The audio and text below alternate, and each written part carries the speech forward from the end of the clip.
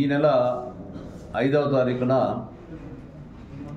కేంద్ర రైల్వే శాఖ మంత్రులు సోమన్న గారు పెనుగొండకు రావడం జరుగుతోంది. పెనుగొండలో ఫ్లైఓవర్ అనేది నిర్మించడం జరిగింది. 2019లో అది మంజూరై నత్తనడక నడుస్తూ ఇప్పటికి పూర్తి అయినటువంటి సందర్భంలో ఆ బ్రిడ్జికి ఇనాగ్రేషన్ చేసేదానికి సోమన్న గారు రావడం జరుగుతోంది.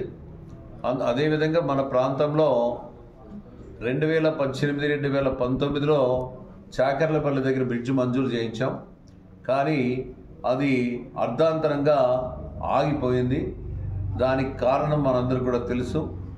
అదేవిధంగా స్టేట్ పోర్షన్ అనే ఆపేశారు. అప్పట్లో అది మాకు రాలేదు, డబ్బులు రాలేదని. ఆ రోజుల్లో స్టేట్ పోర్షన్ కూడా మొత్తం నేనే మంజూరు చేయించాను. డబ్బులు ఎక్కడ సెంట్రల్ స్టేట్ రెండు కలిసి ఆ రోజు ఆ బ్రిడ్జికి అయ్యేటువంటి మొత్తాన్ని శాంక్షన్ చేయించడం జరిగింది. కానీ సెంట్రల్ వాళ్ళు రిలీజ్ చేశారు. ఆ సెంట్రల్ పోర్షన్ మాత్రం పూర్తి అయింది.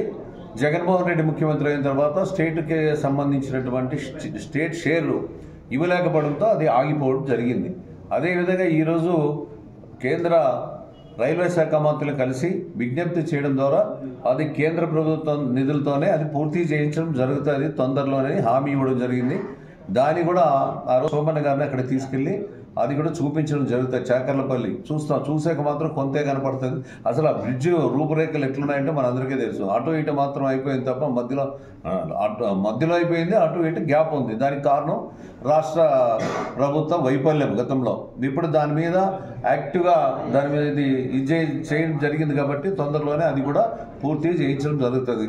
తర్వాత ఎల్సీ నెంబర్ 85 అంటే మన ఆంజనేయ స్వామి టెంపుల్ దగ్గర కూడా ఒక ఫ్లైఓవర్ అవసరం ఉంది.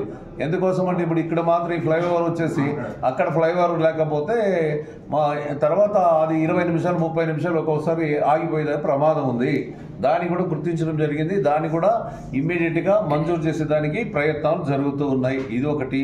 ఇక మన రైల్వే స్టేషన్ చూస్తే పెనుగొండ రైల్వే స్టేషన్ పురాతనమైనటువంటి రైల్వే స్టేషన్. దానికి కూడా సకల సౌకర్యాలు కల్పించాలి. మోడర్నైజేషన్ ఆఫ్ బిల్డింగ్స్ కానీ అదేవిధంగా అక్కడ ఏది అడిగారు వాళ్ళు ఇంకోటి విషయాలు కూడా వాళ్ళ రైల్వే వాళ్ళ దృష్టి కూడా తీసుకొచ్చాం. కారణం ఏమంటే డిస్ప్లే లేకపోతే రైళ్లు కూడా చాలా ఆపేదానికి లేదు. దాంతో బస్సు ట్రైన్ కానీ కుర్లా కానీ ఇవన్నీ కూడా ఆపమని డిమాండ్ చేస్తూ ఉన్నాం. తప్పనిసరిగా అవి కనీసం 2-3 మినిట్స్ ఆపే